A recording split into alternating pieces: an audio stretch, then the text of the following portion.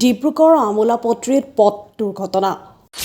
সমগ্ৰ দৃশ্যবন্দী CCTV কেমেৰাত তীব্ৰবেগী মটৰচাইকেল আৰু বেটাৰী ৰিক্সাৰ মাজত মুখামুখি সংঘৰ্ষ গুৰুতৰভাৱে আহত মটৰচাইকেলত অহা আৰোহী মহেশ গাৰে আৰু অঞ্জন আলী আহত যুৱককেইজনক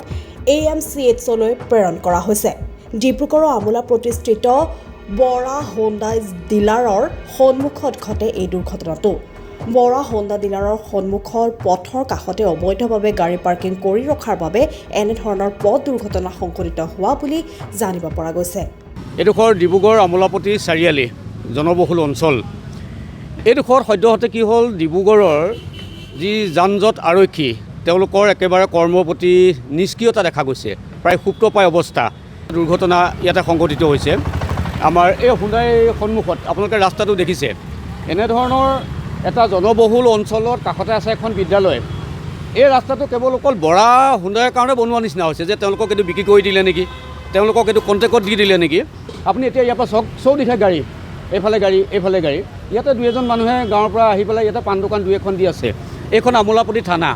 তেওঁলোকক অকল মাত্ৰ ডিউটিৰ নামত কৰ্তব্য কৰি বহি আছে কিন্তু আমি এই বিষয়টোত একেবাৰে ডিব্ৰুগড়ৰ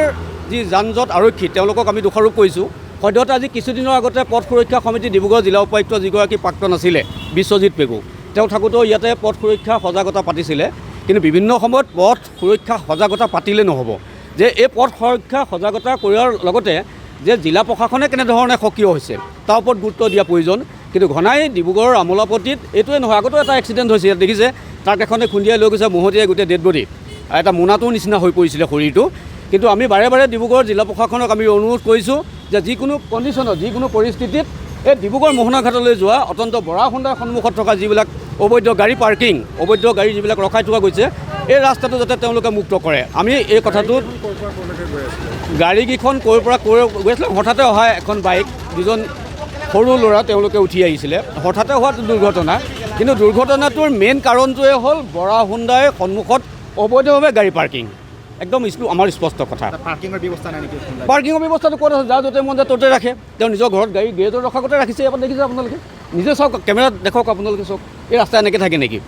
বৰ্তমান এতিয়া ডিব্ৰুগড়তে নহয় সমগ্ৰ অসমত এতিয়া